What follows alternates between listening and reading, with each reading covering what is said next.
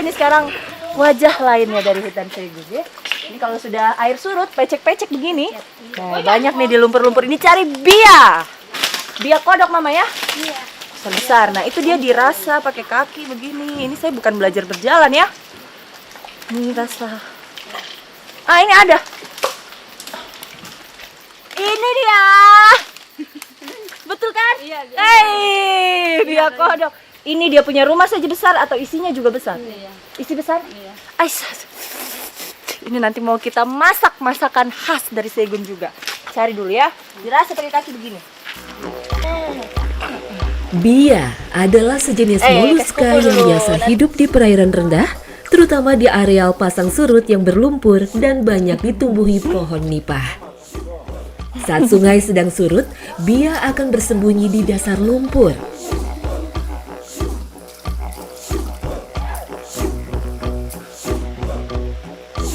Pencarian bia dilakukan suku Moy hanya untuk konsumsi sehari-hari.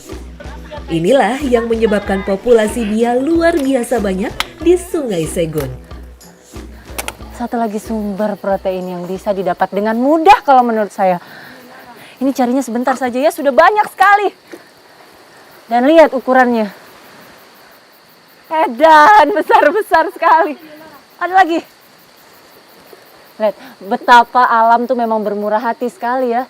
Jadi kalau kita mau cari aja, nggak butuh waktu lama. Nah, khususnya untuk masyarakat di Papua ini, karena jauh lokasinya dari mana-mana, kalau mau cari sumber makanan, ya ini, tinggal ke hutan belakang rumah. Dan benar, memang seperti supermarket, apa aja ada. Aduh. Tolong, Ma, saya.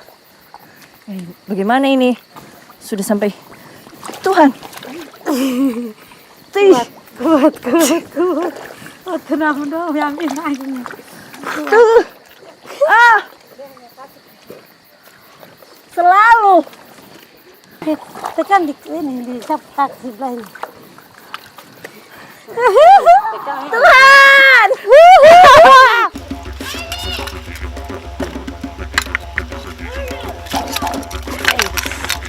Enggak, kalau dia tawar boleh. Nih.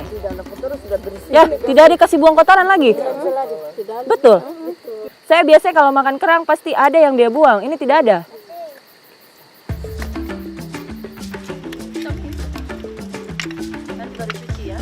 Masyarakat biasanya hanya mengambil kerang berukuran besar saja karena memiliki daging yang lebih tebal. Kerang berukuran besar ini biasa disebut bia kodok.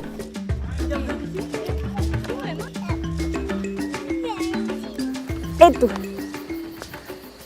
Nah, banyak banget teknik memasak di Papua ini. Ada bakar batu, ada bakar dengan media bambu. Nah, ini medianya lain sendiri nih. Kita pakai kulit kayu ya, Om? Ya. Ya. Ini kulit kayu, tadi bilang apa? Kayu lain? Kayu lain. Asap. Ini jadi nanti di dalam kayu ini, dalam kulit kayu ini, baru kita taruh bia ya? Iya. Ada bia dengan udang satu kali. Oh, lapis daun. Ya, daun dari bawah dulu, baru taruh bia, baru dibungkus. Yang getah tidak masuk ya? Bagian dalam kulit kayu lain harus diberi alas dedaunan sebelum meletakkan makanan untuk mencegah meresapnya getah. Kayu lain sebenarnya adalah salah satu jenis kayu hutan yang memiliki getah tawar. Udang. Ini udangnya banyak banget di Sungai Saigun ya Bapak ya? Iya. Ini ukuran kecil ini. Ada yang besar. Iya. Carinya gampang aja. Gampang saja carinya, diserok begitu ya, langsung keluar.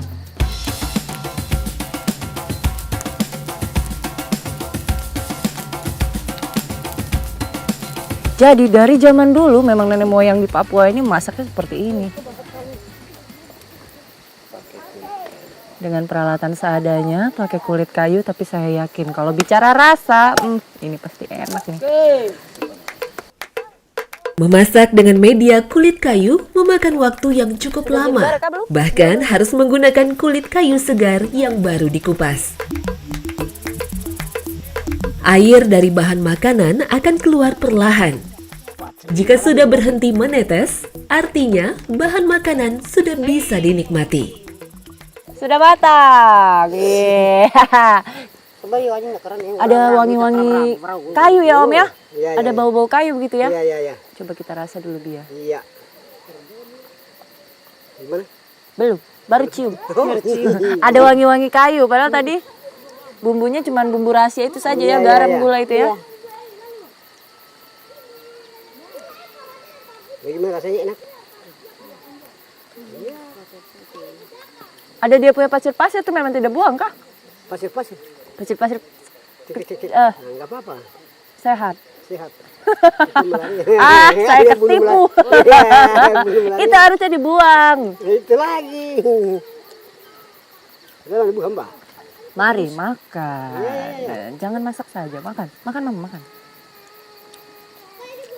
Teksturnya kenyal. Tadi ada bumbu-bumbu sedikit itu bikin ada rasa gurihnya. Tapi kalau menurut mereka itu ada sensasi pasir-pasir sedikit, enak katanya ya. Iya, iya, iya. Ya itu balik lagi ke selera sebenarnya. Kalau saya lebih prefer dibuang itu tadi kotorannya. Tapi overall kemanapun Anda datang itu harus mencoba salah satu kuliner khasnya. Kalau misalnya makanannya lazim seperti ini, udang, bia, yang dilihat adalah cara masaknya seperti ini. Saya baru kali ini lihat masak pakai kulit kayu.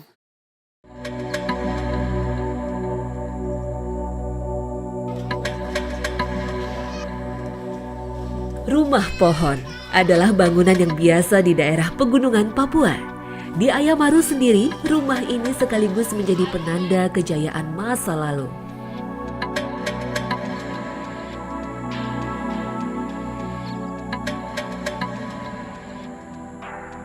Nah, ini ada kegiatan masyarakat yang lucu. Ini dilakukan di saat air surut. Kita nanti meraba. Meraba betul Mama Jovin? Iya, Mama. Apa yang diraba? Ayo kita langsung ke lokasinya. Di sana lokasinya. Ayo Mama, silakan. Mama. Nah ini dulu rumah-rumah di Ayamaru ini memang begini semua. Jadi kalau misalnya dilihat waktu pas musim hujan, ini di bawahnya air langsung. Makanya dibikin rumah panggung seperti ini. Nggak heran karena pohon tinggi sekarang udah jarang. Yuk langsung yuk ikut saya meraba.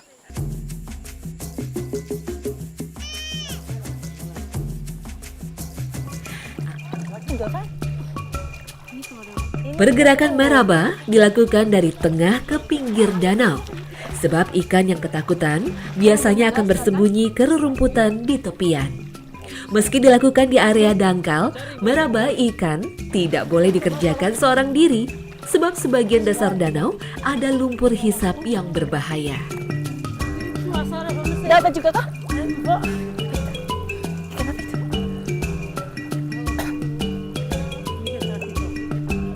Dulu Mama Jovin tadi bilang di sini banyak udang.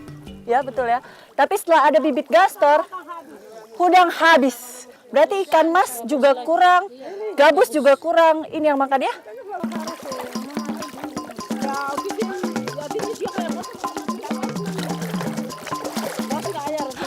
Ada yang dapat. Ini kah? Ini kah? Ini sudah. Saya dapat ikan mas. Gampang ya? Caranya gampang. Jadi kalau waktu pas kita jalan itu, dia ada di dalam lumpur. Tadi Mama Heni langsung bilang, raba, raba, raba. Nah begitu diraba, loh kok ada yang gerak-gerak nih? Ah, dapat! Bisa. Tadinya saya ngerasa ini akan agak-agak susah, mengingat areanya seluas ini. Tapi saya berhasil! Yes! Taruh dalam tas, taruh dalam tas.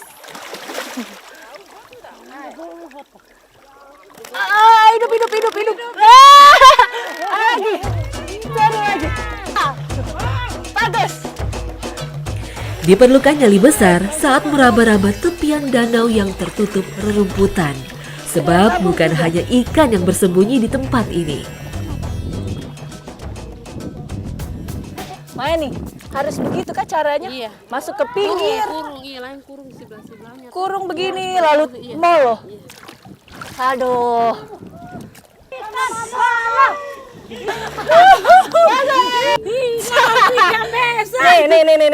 Jadi kalau misalnya mau ikut caranya Mama Jovin tadi, seperti itu, di pinggir-pinggir dengan air sehidung, dapat ikan besar-besar. Iya. Tapi kalau ini ngejaga di pinggir seperti saya, ikannya kecil-kecil. Gitu ya. Yang kecil di pinggir, ini yang besar di dalam. Di dalam situ. Akar-akar Jadi harus kayu molo di dalam. dulu. Molo. Masuk dulu. Nanti baru kita hitung. Awas tangan pegang ini nanti. Oh, baiklah. Ini semuanya terkoordinir dengan rapi. Baik, Mama. Saya jaga di sini.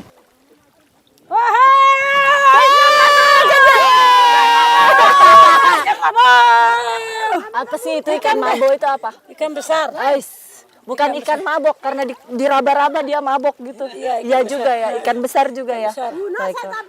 Nanti cari kembali lagi. Cari lagi ikan mabo lagi. Dapat ikan besar. Lompat jalan. Saya jadi ikut panik lama-lama di sini. Hasilnya banyak. Walaupun kadang-kadang masih kelihatan ya sama saya 1-2 yang kabur gitu, tapi kebanyakan ketangkep semuanya dari sini.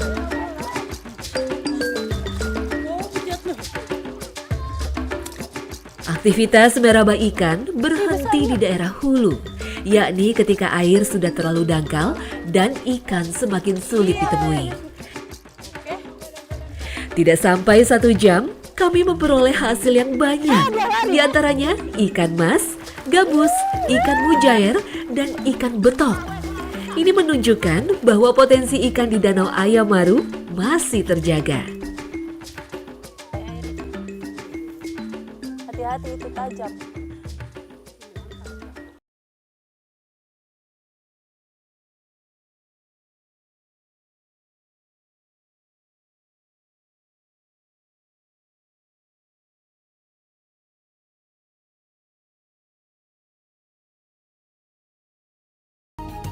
Nah, manusia memang secara alaminya memang dibekali kekuatan untuk survive. Nah, ini salah satunya.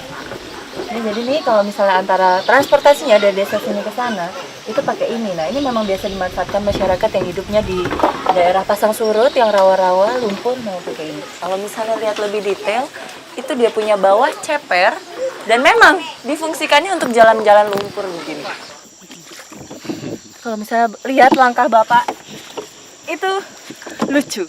Jadi biasanya kan kalau orang bawa perahu itu diam, kakinya stabil begini. Kalau ini kakinya maju, mundur. Memang gitu ya Pak? Wes, ini bener-bener olahraga ini. Ini ada nih, masih ada yang kayak begini di Tembilahan. Wih, edan. Ini hati-hati nih kalau misalnya sedikit aja bergoyang kebalik, blok. Selesai semuanya. Sampan leper menjadi inovasi penduduk pesisir kota Tembilahan yang tinggal di lokasi pasang surut. Bagian bawahnya yang rata memungkinkan sampan untuk melewati pantai berlumpur dan air. Proses pendangkalan yang terjadi dari tahun ke tahun mengakibatkan jalur transportasi dari dan menuju kota menjadi sulit bagi desa seberang.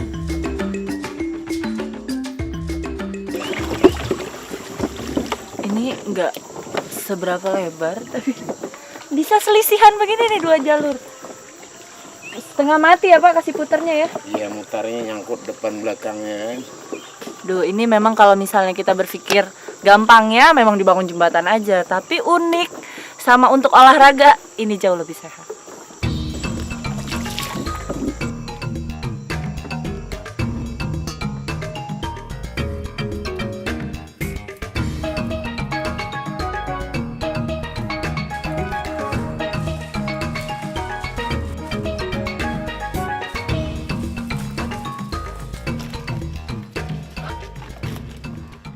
Nah, ini sepanjang mata memandang nih semuanya nipah isinya. Nah, ini yang baru pertama kali goyang, belum bisa diambil hasilnya. Nanti di dalam sana ada yang udah umur 20 hari ya, Pak? Iya. Yang bisa diambil itu paling cepat 20 hari usianya, selambat-lambatnya 40 hari. Biji buah nipah memiliki tekstur yang sama dengan biji tanaman aren yang sering disebut kolang-kaling. Beberapa daerah ada yang menyadap nira nipah meski jumlahnya tidak banyak. Namun bukan untuk dibuat gula, melainkan untuk difermentasikan menjadi minuman dengan tingkat alkohol rendah. Ada juga yang memanfaatkan nira nipah untuk dibuat cuka, penyedap makanan, dan kecap.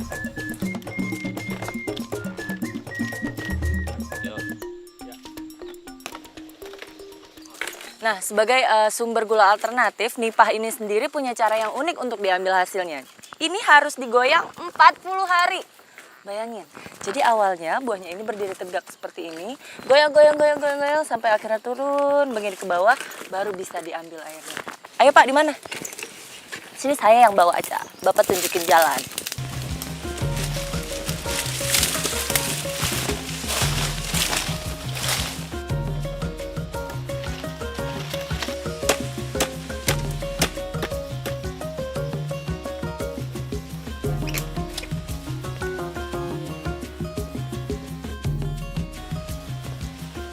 Tapi memang dia tetes demi tetes begini ya Pak? Iya. Ini keenakan. Ini nanti ditampung. Ditampung. Nanti kalau misalnya udah agak banyak baru Bapak keliling ambil ya. Wah, enak banget. Ditampung pakai plastik. Enak loh rasanya. Kayak tebu, persis kayak tebu. Tapi ada sedikit payau. Iya.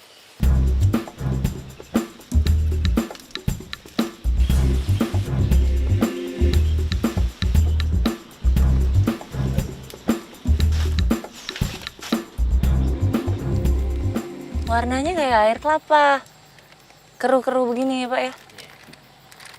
Nah ini tadi prosesnya nih, kalau misalnya potong sore, ini pagi ini diambil. Pagi diambil. Nah kalau itu yang tadi, yang kita potong pagi, itu berarti nanti sore diambil.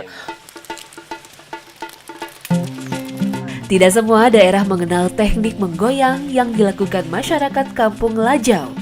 Beberapa daerah menyadap nipah dengan cara memotong ibu tangkai bunganya ketika buah baru terbentuk, setiap hari diiris dan airnya ditampung. Nipah dapat disadap setiap hari selama 2-3 bulan dan menghasilkan air yang memiliki kadar gula sekitar 17%. Hanya dengan proses evaporasi atau pemekatan yang dapat menghasilkan gula merah atau brown sugar. Lucu nih, dicari setiap hari, Bapak buat gula nipahnya juga setiap hari, tapi marketnya yang belum ada. Mungkin setelah teman-teman lihat ini, kedepannya ada market tersendiri buat gula nipah. Meski rasanya tidak semanis nira dan jumlah air sadapannya tidak banyak, nipah dapat dibuat juga sebagai gula alternatif pengganti tebu. Ketika harga gula di pasaran melonjak tinggi, warga pesisir dengan sedikit usaha dapat menjadikan nipah sebagai sumber gula alternatif.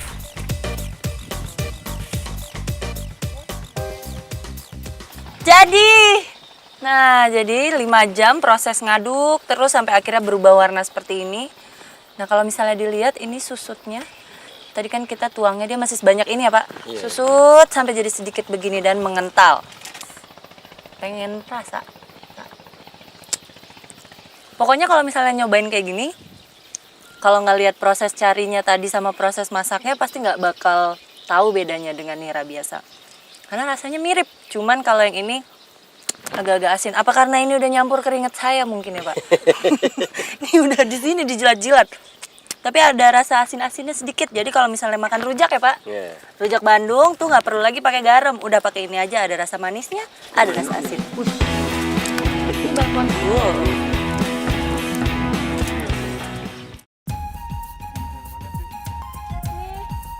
Simpanan kekayaan sumber daya alam hayati tidaklah bersifat abadi.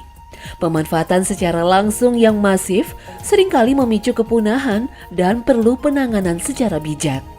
Karena itulah masyarakat di desa Mengkudu, Lombok Utara memiliki teknik guna mengurangi perburuan di alam, salah satunya madu hutan.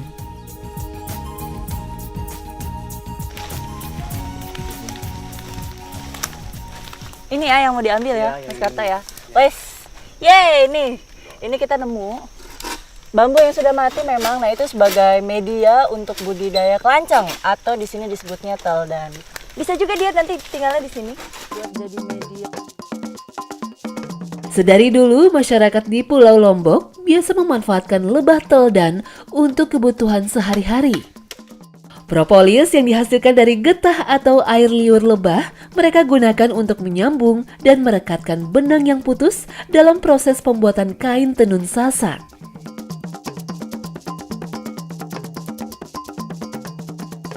Nah nih yang ini udah selesai. Nah jadi memang beda daerah tuh beda media budidayanya. Kalau misalnya ini di sini ada buah bila dan tadi bambu mati, itu ditutup atasnya Jadi memang memungkinkan untuk satu jalan aja, satu pintu keluar masuk. Nah nih, dan pintu keluar masuknya juga diatur nih, nggak boleh besar-besar karena kalau misalnya besar nanti waktu pas digantung di pohonnya itu bisa masuk predator. Jadi pintunya kecil, cukup seukuran badan si tewelnya aja. Lebah kelanceng yang memiliki nama latin Trigona sp ini biasa bersarang di batang pohon bambu, pada batu, atau di dalam batang-batang pohon kayu lapuk yang ada di hutan. Lebah kelanceng berbeda dengan lebah jenis Apis dorsata yang hanya diambil madu serta royal jelly-nya. Lebah Trigona sp biasa diburu karena menghasilkan produk utama yaitu madu, serbuk sari atau bee pollen, dan propolis yang berkhasiat bagi kesehatan tubuh.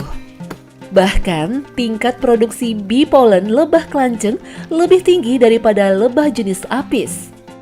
Karena lebah Trigona tidak memproduksi royal jelly sebagai bahan pangan larva mereka, melainkan bee pollen.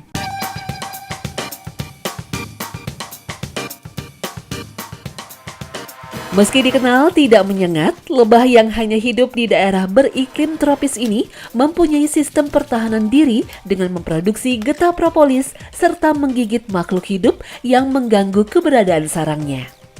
Selain sebagai media pertahanan, getah propolis lebah Trigona sp juga berfungsi sebagai petunjuk koloni tempat mereka bersarang.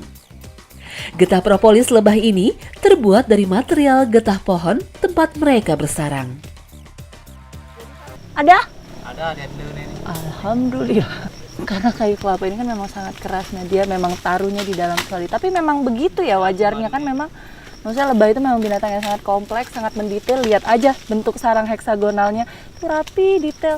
Jadi nggak heran gitu kalau misalnya sarang di alamnya sendiri memang dia pasti bikin yang susah dijangkau dari predator. Nah ini yang saya cari. Jadi kalau misalnya pas dibongkar sarangnya memang kelihatan banget nih. Telurnya berwarna kecoklatan seperti ini. Nah, memang bukan fokus dicari madunya, tapi di telurnya karena itu ini merupakan salah satu proses biar budidayanya berhasil.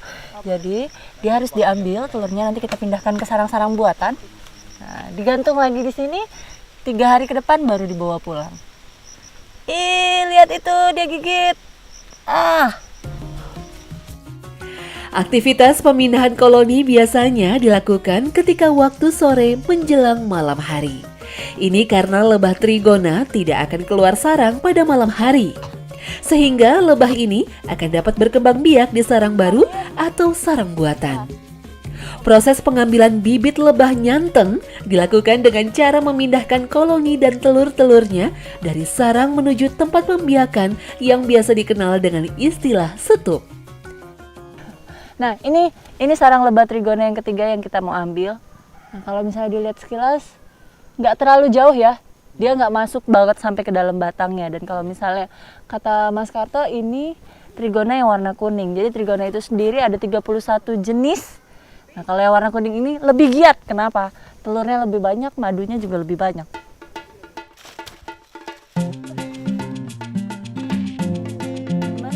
Tercatat ada sekitar 150 jenis lebah Trigona yang tersebar di dunia. Di hutan Indonesia sendiri hanya terdapat 31 jenis lebah Trigona yang hidup di alam liar. Karena semakin berkurangnya hutan, menjadikan madu hasil dari lebah mini ini semakin susah didapati di alam.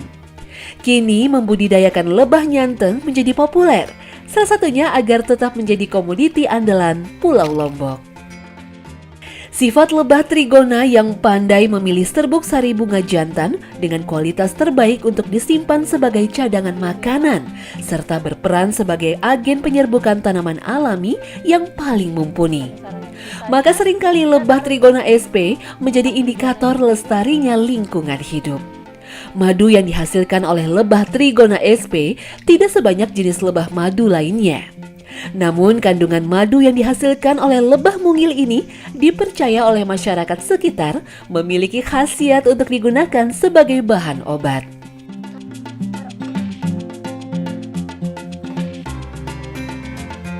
Wow, telurnya banyak sekali.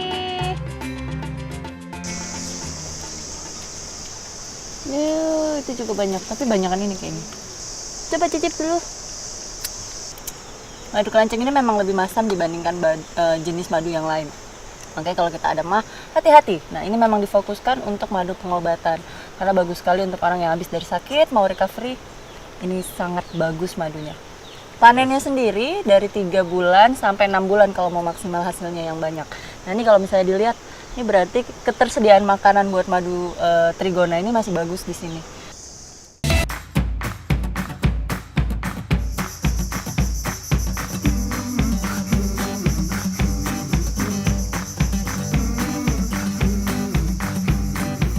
Ini namanya ahit, bambu panjang begini, 2 meteran biasa ya, Iya. dikasih bolong di tengah. Nah, ini untuk apa? Untuk apa? Ngambil buah palanya. Nah, kita mau ambil buah pala. Ini sebenarnya pohonnya nggak tinggi-tinggi banget, tapi kalau misalnya untuk yang nyampe di atas, kita memang perlu pengait ini. Ini yang mau kita panen umur pohon berapa? Yang ini sekitar 7 tahun. 7 tahunan ya. Iya. Pala ini sendiri terus berbuah sampai umur ratusan tahun. The Spice Island menjadi julukan yang mendunia bagi Ternate, Banda, dan Ambon karena hasil rempah-rempahnya. Sekitar tahun 1600 Masehi, rempah sangatlah populer di Eropa, bahkan harganya lebih tinggi dari emas di zamannya. Pala menjadi tanaman khas tropika yang masih dilestarikan oleh masyarakat karena nilai ekonominya yang tinggi. Hampir semua kebun ditanami pohon pala di sini. Pohon Myristica fragrans tak terlalu tinggi dan buahnya menyembul dari rerimbunan daunnya sehingga mudah dikenali. Di Desa Morela, warga masih menjalankan hukum sasi warisan leluhur atau larangan untuk mengambil hasil alam dalam jangka waktu tertentu. Nah, jadi di sini di Desa Morela ini masyarakatnya masih mengenal hukum sasi. Itu yang menurut saya keren. Kenapa? Pala ini sendiri panen dalam 1 tahun itu 4 kali. Jadi setiap 3 bulan itu dia panen. Tapi karena hukum sasi di sini, masyarakat hanya boleh mengambilnya 12 hari saja selama masa panennya. Makanya dari dulu sampai sekarang di sini masih ada palanya. Keren ya, karena masyarakatnya patuh sama hukum sasi. Nah, ini nih salah satu yang dikejar oleh bangsa Belanda jauh-jauh datang ke Maluku untuk menguasai rempah-rempah. Nah, ini dia. Salah satunya pala. Semua bagian dari buah pala bisa dimanfaatkan, mulai dari biji, kulit biji, atau fuli, dan tentu saja daging buahnya yang berbau khas.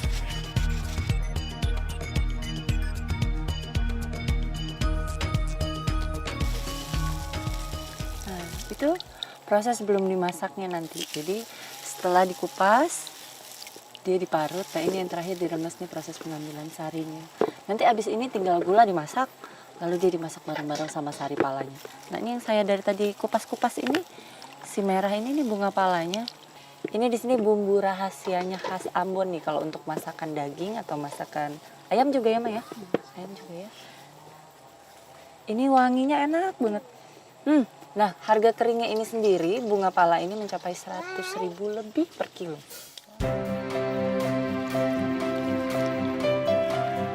Biji dan fulilah yang paling besar keuntungannya jika diperjualbelikan, sementara daging buahnya akan berakhir menjadi limbah produksi. Tetapi daging buah tak dibiarkan terbuang begitu saja oleh para mama di Desa Morela. Mama-mama di sini biasa mengolahnya menjadi minuman rempah yang dinamai jus pala. Nah, ini rasanya pas. Di mulut itu asam-asam manis, gulanya tidak dominan, tidak menutupi rasa sari palanya. Jadi ini enak sebenarnya asam-asamnya. Nah, pala ini sendiri mempunyai sifat antiemetik yang itu merupakan senyawa kimia yang menghilangkan rasa mual. Manfaatnya buat ini juga ya, Mama ya, ngatasi kembung. Amanda juga. Sama yang paling keren ini kalau orang-orang insomnia, susah tidur, begadang, nah minum ini enak tidurnya. Nafsu makan, nah itu bahaya sebenarnya buat saya. Habis ini kita makan apa, Mama? Sembarang. Sembarang boleh makan.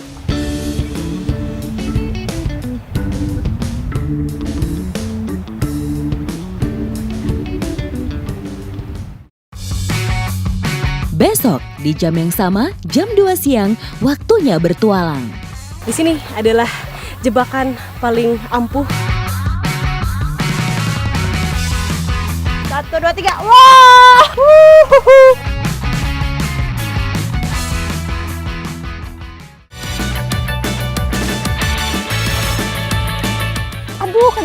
Apa nggak bilang-bilang? Aduh.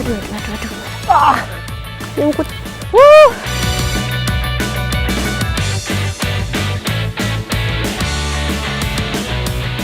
Saya udah nggak bisa berkata-kata lagi nih, rasanya enak banget, manis. Terus ditambah lapisannya itu kan gurih.